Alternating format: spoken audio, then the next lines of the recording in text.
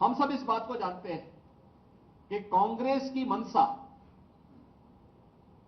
हमेशा सत्ता एन केन प्रकारेण सत्ता प्राप्त करनी रही है।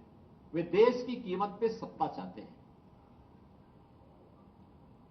और देश की कीमत पर उन्हें सत्ता चाहिए। इसके लिए महिलाओं पर बर्बर अत्याचार करने वाली तालिबानी प्रवृत्ति को भारत के अंदर लागू करना चाहते हैं। यानी व्यक्तिगत कानून को कांग्रेस सत्ता में आने के बाद लागू करने की बात करती है। यानी 3 तलाकी को प्रथा से भारतीय जनता पार्टी की मोदी जी के नेतृत्व की सरकार ने देश की आधी आबादी को इसको प्रथा से मुक्त किया, उससे स्वतंत्रता दी। कांग्रेस उसका समर्थन करती है। यानी व्यक्तिगत कानून देश के अंदर हम कहते हैं 2 प्रधान 2 विधान 2 निशान नहीं चल सकते। इसके लिए 1953 में डॉक्टर श्यामा प्रसाद मुखर्जी जी ने अपना बलिदान दिया था।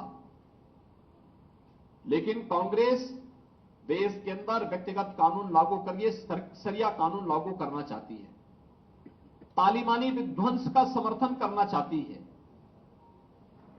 और ये जो कांग्रेस की मंशा है या इंडी गठबंधन की मंशा है, या आधी आबादी का अपमान तो करती ही है, एक खतरनाक इरादे की ओर भी देश का ध्यान आकर्षित करती है।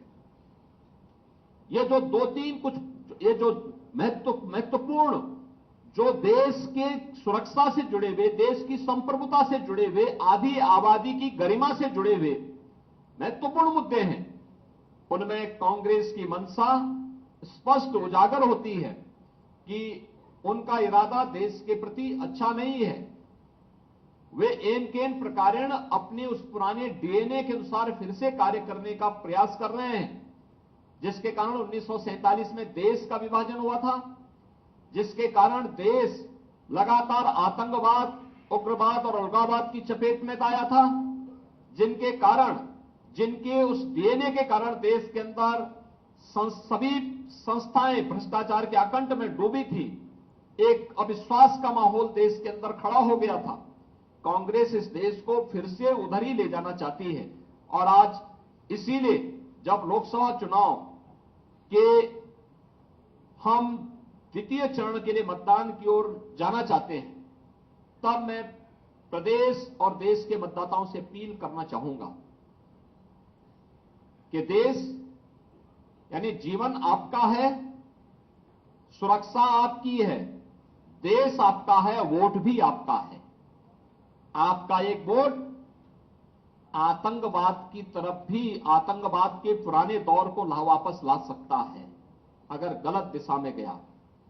और आपका एक वोट भारतीय जनता पार्टी के पक्ष में जाने का मतलब आतंकवाद को सीमा पार ही निपटाने की जो भारतीय जनता पार्टी और हमारी मंशा है, और जिस पर हम लोगों ने पूरी ईमानदारी के साथ काम किया है, भारतीय जनता पार्टी उस अभियान के साथ आगे बढ़ रही है।